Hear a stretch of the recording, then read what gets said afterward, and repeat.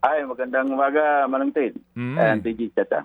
Okay, Good morning go. po. Salamat sa panahon, Sir Fernando Hicap. Siguro, sir, una muna, gusto po naming malaman kung kamusta po ang mga miyembro ninyo? Gaano katindi ang epekto po nitong patuloy na pagtaas ng presyo po ng krudo? Bago pa man tumaas itong dahil sa gira, itong gasolina at crudo, talagang 80% na nung total na gastos namin ay napupunta na lang sa gasolina. Kaya itong tuloy-tuloy na pagtaas, naabot halos mga 20 pesos na yung itinaas niya, ay talagang dagok sa kabuhayan ng mga mangingisda. Kasi ang dadagdag mo dito na gastos ay babawas mo doon na dapat ay para sa kanilang pamilya. Kaya ibig sabihin, kung dati survival ng katangian ng ating mga mangingisda before, tumaas itong kasunod dahil sa gira, ilalo pa ngayon na mayroong gira. Talagang napakahirap, Hindi alam kung anong gagawin, paano resolbahin, yung mga problemang epekto dito, sa loob mismo ng kanilang pamilya, maliban doon sa ating pangingisda. Oo, at tama po ba yung narinig ko? Sabi nyo noon pa man, 80% na ang napupunta po para sa gasolina dito sa mga mangingisda natin. So sa ngayon po ba may kinikita pa sila? Halos wala na, kasi na nga lang parang ang pangingisda ngayon talagang pangkonsumo na lang. Hindi na talaga siya para kumita ka, para meron ka kinabukasan maitatabi. Pero matagal ng panahon, ay wala na at makikita yan mismo sa datos ng gobyerno from 2024 yung pagbaba ng huli ng mga maliliit na mangis o municipal fisher na abot sa 9.7%, kadalasan niya ang nakakaranas niya na malala ay yung mga apektado ng mga dredging and reclamation, particular halimbawa yung Manila Bay. Yung Manila Bay dati-rati dito lang yan nangingisda sa gilid, mga 2 litro lang yung gastos nila. Pero ngayon kailangan mo na ng mga 20 litro kasi pupunta na yan doon sa may Zambales, Bataan and Mindoro. Kaya ganun po kalala yung magiging epekto doon sa mga mangingisda natin, lalong-lalo na doon sa mga lugar na merong karanasan dito sa mga mapanirang mga proyekto tulad ng dredging and reclamation. Oo. Sir Fernando, ito nga po kini-question ng grupo ninyo, ito pong fuel subsidy na ibibigay ng gobyerno sa mga mangingisda natin. 3,000 pesos po ito, ayon po sa inyo, merong ilang mga members po ba kayo na nakatanggap na nito? Kasi may mga ilang nagrereklamo na kulang, syempre yung 3,000 piso at mabagal din daw yung distribution?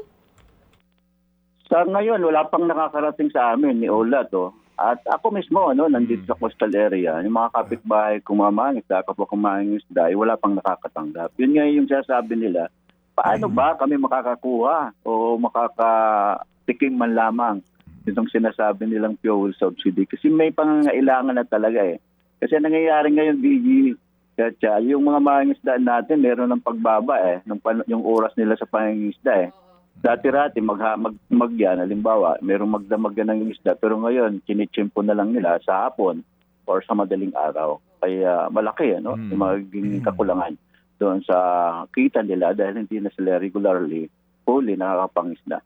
Gaano po ba kahaba yung biyahe nila before, kumpara po sa ngayon na sinasabi ninyo na bawasan na? Halimbawa, kung dito siya sa Manila Bay, mga lang yan Sabi ko nga, mga kalahating oras nasa pangisdaan ka na Kasi nandyan lang yan sa mga pangisdaan dati sa mga tahungan o lagpas doon sa mga tahungan, diyan na sila nangingisda. Pero ngayon malayo na, punta ka na doon sa, halimbawa, kung sa part ng Zambales ka, kailangan mo na ng 2 galon na gasolina papunta doon. Pero kung 2 galon, bali 8 litro yun. Kung pamunta ka Mindoro, ganun din. Kaya yung gagamitin mo pa pangisda, sabihin na lang natin 4 na litro bawat gabi, pangingisda mo doon. Tapos yung pabalik mo, ganun kalaki, yung magiging pasanin ng ating mga mangingisda. Kaya di na talaga kaya Hindi na kaya makapangisda ng mga mangingisda natin. Kaya ito yung nakakabahala dahil paano pa, saan kukuha ng pang-araw-araw na pangailangan yung mga mangingisda natin na apektado dito sa tuloy-tuloy na pagtaas ng gasolina. Sige po, bago natin tatunghayan itong detalye nga para sa pag-roll out nitong fuel subsidy for the fisher folk, anong effect nito ngayon, sir, sa usapin po ng supply ng isda sa local market natin? Ang hindi na po pagbiyahe, hindi na po pagpalaot ng inyong mga miyembro. Yes, oo, malaki. Malaki epekto niya nakakulangan natin ng supply. Kaya ang possible, kapag karanasan naman natin, no, regularly na nangyayari yan, kapag kulang ang supply, sisirit pataas yung presyo ng isda, no, sa merkado. Pero hindi dahilan dahil sa amin yun, no? Ang magkikinabang lang doon yung mga traders, lalong-lalo na yung mga importers kapag nag-import pa ng isda. Meron ho ba kayong database sa pamalakaya kung ilan talaga ang miyembro po ninyo sa inyong lupon? Ang member namin sa kabuuan, mga 80 to 100,000. Okay. Ang sabi po ng BFAR, sa 3,000 pisong halaga ng fuel subsidy, ang target nila 150,000 to 200,000 na mga motorized boats, no? Ito nga po yung mga nangingisda sa municipal waters. Around 400 million daw po ang halaga nito. Pero ito po ay DA fund ito na sinasabi. So sa ngayon po, meron na ba kayong naiisip na pamamaraan paano makakatanggap ang mga miyembro ninyo? Dapat ba nakarehistro ka muna sa BFAR? Meron silang parang central data center na magsasabi na itong si Juan de la Cruz nga ay official folk dito sa Manila Bay, ganon? Yes, sabi nila, meron naman silang RSBSA, no? Yung Registered System for Basic Sector in Agriculture, no? Kasama yung mga magsasakat, mga mangingisda doon. Lahat ng mga mangingisda mula nung maipasa, no, may sa batas yung noong 2015 yung illegal fishing unregulated fishing yung amendment ng Fisheries Code yung 10654 dapat lahat ng mga mangingisda at bangka ay registered na. Kaya sabi nila lahat naman daw ay rehistrado na. At ayon sa data ng PSA, yung registered municipal bond, no? Kaya abot sa 305,811. Okay. Tingin ko pa, maliit pa nga ito, Manong Ted, kasi marami pang mga bangka, lalong-lalo na yung mga panahon, no? Nung pagrehistro ay wala doon sa kanilang barangay o dumayo sa ibang lugar. Hindi sila i-rehistro doon sa ibang lugar. Opo. Ito ho bang mga tatanggap ng fuel subsidy na ito, ang actual bang subsidy ay voucher o cash? Anong sabi ho ng BFAR sa inyo? Ang sabi nila, voucher or cash card yung ibibigay. Pero in practice, wala pa kami natatanggap, no, kung paano. Pero yun ang paliwanag nila. Opo. Noon hong unang panahon ba nakatanggap na po kayo ng fuel subsidy? Ano pong forma nun? Wala pa po. Sa member namin, sa halos 80 to 100,000, wala pa pong nakatanggap. So, mula pa noon, no, ng mga fuel subsidy na yan. Buti pa yung mga commercial fishing vessel, meron na kami na monitor, nakakatanggap noon. Dahil doon sa pagtaas ng gasolina, pero sa amin ay wala po. Sa ngayon po, sir, nakipag-ugnayan na ba ang BFAR po sa inyo para lang sa koordinasyon sa inyong mga miyembro? At ito nga, ang pangako ng BFAR, bagamat wala pang petsa, ito po'y paparating na. Yes, Manong Ted. Actually, meron kami, wala pa silang yung inisyatiba mismo ng Bureau, no, ng BFAR na pumunta doon sa mga mangingisda para konsultahin kami, ay wala. Pero meron po kaming nakaplano, no, ng mga dialogue sa different regional BFAR, no? Yung bawat region namin ay mayroong mga plano para makipagdialogo para at the same time malaman natin paano yung proseso, no, paano makakaabil yung sinasabing fuel subsidy na yan at sino-sino yung makakaabil. Opo. Maliban po sa fuel subsidy, ngayon ang gobyerno abala din dito sa AX na ito. As you know siguro, sa ngayon sa Metro Manila, ang mga tricycle drivers po, 5,000 cash na ayuda. Meron ho ba din kayong ugnayan sa DSWD para naman po maambunan kayo ang inyong hanay? Wala, Manong Ted. As in, yung LGU po ninyo, kumusta ho naman? Diyan po, saan ho ba kayo? Cavite area na ho ba kayo, sir, mismo? Ako, nasa Cavite area, oo. Oo. Yung LGU po, wala din pong paramdaman lamang para ho sa paglilista na pwede makatanggap ng mga mangingisda?